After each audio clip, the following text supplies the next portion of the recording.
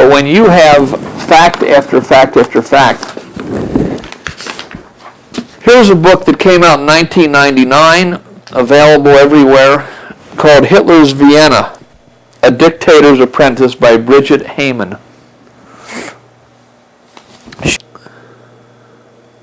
Now I'm going to read you a few things from Bridget Heyman's book, Hitler's Vienna, because it deals with Hitler and was Hitler Jewish.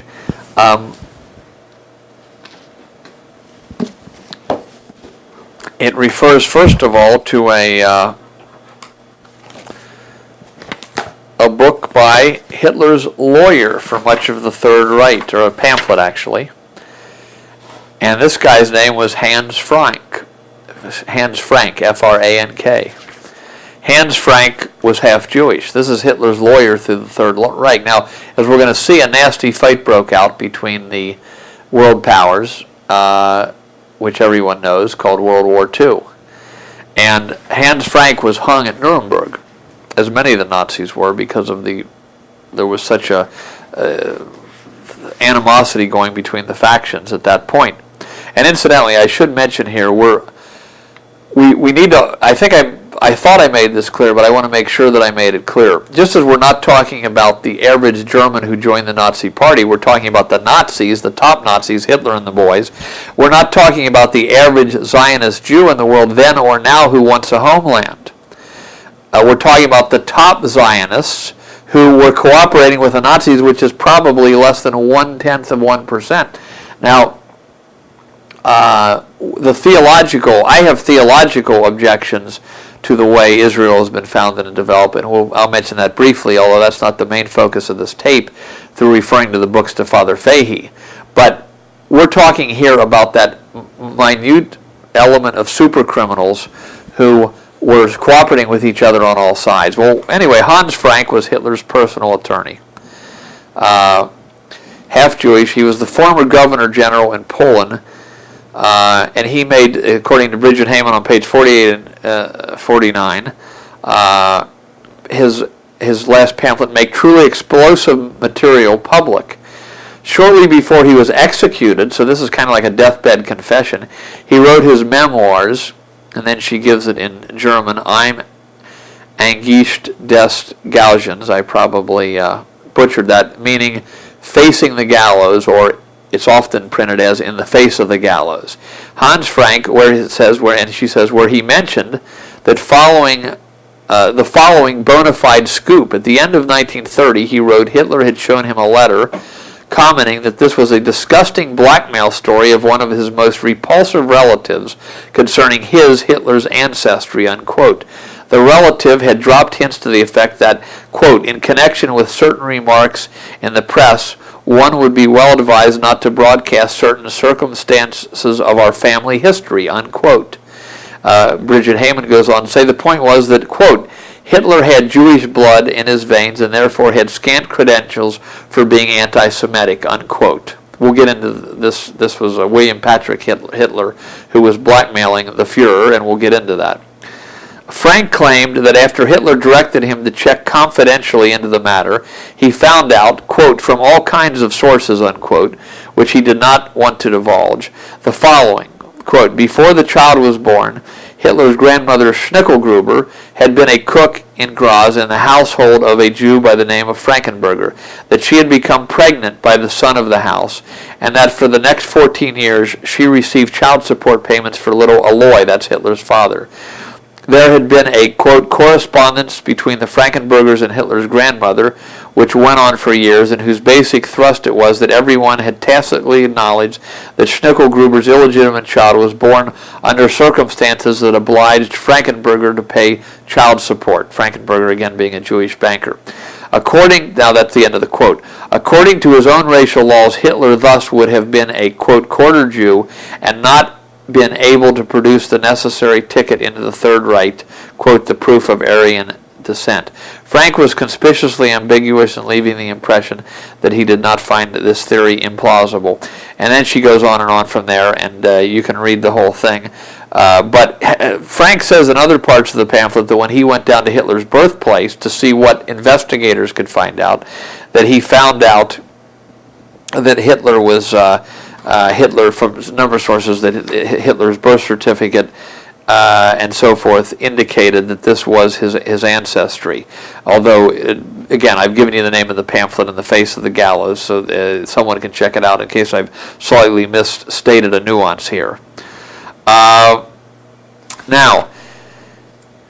Hitler, as you remember, when he went into Austria, incidentally, went down and bulldozed the graveyards down there in near his birthplace in Brunel on the Inn, and destroyed the records. And as Ratisbonne said, when we find somebody who's under the microscope destroying evidence, we usually call him guilty. Now, by that I don't mean that guilty is someone who would be Jewish is guilty, but Hitler, in trying to be the head anti-Semite in the world, trying to cover up, it looks like he's trying to cover up some facts. Now, we also go on to here, I want to read one other part from Bridget Heyman here, and this has to do with what she found out in some of her other researches, which I think is quite incredible here. And this is about the time that Hitler was being raised to power in 1933. She says, now scores of reporters started searching for Hitler's alleged Jewish relatives. It was discovered that the name Hitler appeared among Jewish families in the small town of Polna in Moravia in Poland, and that there was a Jewish merchant in the Liebstadt district who claimed to be a relative of Hitler via Polna. In Warsaw, some Jewish families by the name of Hitler officially applied for a change of name, adverting to the anti-Semitic German politician. This is on page 46 of Hitler's Vienna by Bridget Heyman. The summer of 1933, this is when Hitler had just come to power, brought new headlines. Lidovo Noviny in Prague reported on July 6 that in Polna, people were mentioning an Abraham Hitler from the 18th century as Hitler's ancestor. Deutsche Freiheit of Saarbrücken wrote on July 6, quote, the Jewish Hitler family, with sources. Österreichisches Morgenblatt, as I say, I'm probably butchering these, wrote on July 13th, quote, Brown Hitler and his yellow spot. I guess it was kind of a play on words of the Brown Church or something. Vorarlberger Wacht wrote, quote, so he did have a Jewish grandmother after all, Mr. Hitler. No, referring to Mr. Hitler. And she gives her sources for all these. In the meantime, Bekessi had become an editor for Österreichisches Abendblatt and published new revelations starting on July 12, 1933. For example, on July 14, 1933, quote, awesome traces of the Hitler Jews in Vienna was the subject, with photographs from Hitler graves in the Jewish section of Vienna's Central Cemetery. In other words, gravestones that said Hitler on them, of Hitlers who had died, and a cookbook by one Rosalie Hitler written in Hebrew. On July 19th, Bekassi's newspaper even printed the headline, Hitler's Jewishness officially confirmed. This time the newspaper published the pedigree of a Jewish Hitler family in Polna, and she goes on, and I would say that she makes the case that that headline was exaggerated there slightly. What I'm pointing out to you, though, is all the different arrows pointing in the same direction here. So at any rate, and it says in a footnote that Brown Hitler was a play on the Brown Church. So this is just, again, a part of what she repeated. But these Hitler revelations of being Jewish were all over small papers in Germany and other countries at that time. So here's a whole book. This is an establishment historian, and she's not trying to make the case that I'm making, but that's evidence she puts in her book in trying to put to rest this idea that Hitler was part Jewish. Well, as Ratisbonne says, we thought that all socialism was of Jewish origin except Nazism, National Socialists. And by the time you get done looking at all this research, I think we can conclude that all socialism was of a Jewish source in the 20th century. Now, in a minute, we're going to finish this section off by reading from The Jewish Connection, a book put out in the last few decades, probably about 1970s, by M. Hirsch Goldberg, which is just a lot of fun facts about the Jewish connection to things. and the Jewish connection to Hitler in this book. But before that, I have got to go back to read, as we're going through here, something has occurred to me, I forgot to read two important things. The first thing is about, remember the Bridget Heyman book, Hitler's Vienna, came out in 1999. Listen to this. Hitler had this what do we make of this? If the man's not trying to hide something, what do we make of this? I mean, Hitler's an intelligent guy, detail-oriented, and all that kind of stuff. She quotes on page 48, Hitler did not want to hear anything about relatives. I've got no idea about family history. She's quoting him here, according to one source at the William Patrick interview when Hitler and William Patrick, the nephew from Ireland, met. In that area, I'm an absolute dunce. Even when I was younger, I didn't know I had relatives. I've only learned that since I became Rights Chancellor.